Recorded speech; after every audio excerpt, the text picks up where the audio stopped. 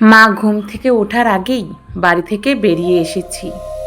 বাবা বাড়ি নেই, ব্যবসার কাজে দিল্লি গেছে। ফোন রেখে এসেছি পড়ার টেবিলে। ঘুম থেকে উঠেই মা দেখতে পাবে। যখন জানবে আমি বাড়িতে নেই তখন অকারণ ফোন করবে না। তবে বাবা মা জানে না আমি বাড়ি ছাড়ব, বুঝতে দিইনি। একা সিদ্ধান্ত নিয়েছি, কমপ্লিট সিদ্ধান্ত। যেদিন ডিসিশন নিয়েছি সেদিন ভেতরে ভেতরে খুব আনন্দ হচ্ছিল। কোনো ইয়ং মেয়ে বাড়ি ছেড়ে অজানার উদ্দেশ্যে যাচ্ছে, অথচ তার আনন্দ হচ্ছে এমন দেখা যায় না। কিন্তু আমার হচ্ছে, ভীষণ আনন্দ হচ্ছে। প্রথমে ভেবেছিলাম ভয় পাবো, পথে বেরিয়ে দেখলাম না, ভয় পাইনি, ভয় হচ্ছে না। টাকা পয়সা সোনা দানা কিছুই নিইনি, আমার কাছে জমানো যা ছিল তাই এনেছি। ঠিক করেছি পয়সা ফুরিয়ে গেলে হোটেলে কাজ করব, তবু বাড়ি ফিরবো না। তবে আমার বিশ্বাস লোকটাকে খুঁজে পাবো, ঠিক খুঁজে পাবো। যদি আমায় ভালোবাসে তাহলে ওয়েট করবে, তার চোখ আমায় খুঁজবে। আমার নাম বনলতা, বনলতা সেন নয়, বনলতা বন্দ্যোপাধ্যায়, বাবার দেওয়া নাম। আমি যাব একটা ছোট্ট শহরে, শহর না বলে গ্রাম বলাও ভালো। নদীর পাড়ে বেশ কিছু লোক সংঘবদ্ধ হয়ে বাড়ি করে শহর মতো গড়ে তুলেছে। লোকগুলো বেশ শৌখিন, এরা নদীতে মাছ ধরে, বিকেলে ছোট নৌকা নিয়ে বৈঠা বেয়ে বেয়ে অনেক দূর যায়, সন্ধ্যার আগে আগে আবার ফিরে আসে।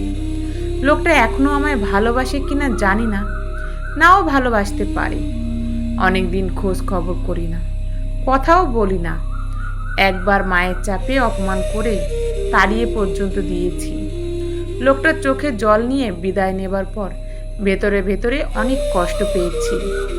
যখন চলে যাচ্ছিল তখন মনে হলো ভেতরটা ফাঁকা হয়ে গেল, কিন্তু আমার কিছু করার ছিল না। মা কিছুতেই রাজি হয়নি, বাবাও না। আমি যাব মহেশনগর ঘাট, শিয়ালদা থেকে বেথুয়া, বেথুয়া থেকে বাসে মহেশনগর। ঘাটের পাশেই লোকটা থাকে। ঘাট পারাপার করে যে লোকগুলো অনেক দূরে দূরে চলে যায় তাদের দেখে ভাবে আমি আসব। হয়তো লোকগুলোর সঙ্গে আমিও মিশে গল্প করতে করতে অন্য কোথাও চলে যাব। তাই সে ঘাটে প্রতিদিন বসে থাকে, কাজ ফেলে বসে থাকে, লক্ষ্য রাখে। বেথুয়া নেমে খুব ভালো লাগলো। কি সুন্দর ফাঁকা স্টেশন, ঝলমল করছে রোদ। স্টেশনের বাইরে এসে অটো বুক করলাম। অটোওয়ালা খুব বয়স্ক, মাথার চুলগুলো কলপ করা, গোড়ায় কিছু চুল সাদা, আবার কালো করার সময় হয়ে এসেছে। লোকটির কথায় এক প্রকার গ্রাম্য টান আছে। পাটিকাবাড়ি বলে একটি বাজারের কাছে এসে অটো দাঁড়িয়ে গেল। এখান থেকে একটা রাস্তা উত্তর দিকে গেছে।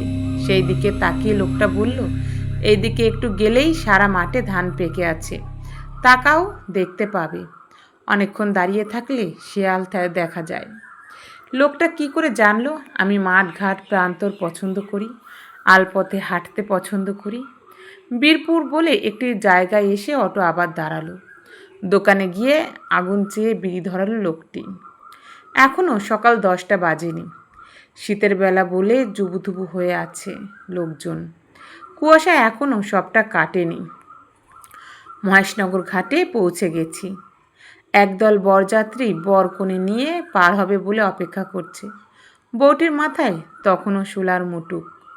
বর মাঝে মাঝেই তার সদ্য বিবাহিত তরুণী বউটি দেখছে, দেখে মিটিমিটি হাসছে। দূর থেকে দেখতে পাচ্ছি লোকটাকে, যাকে খুঁজতে এসেছি সেই লোকটা। আনমনা হয়ে তাকিয়ে হঠাৎ আমায় দেখতে পেয়েছে, ছুটে আসছে আমার দিকে, দৌড়ে আসছে।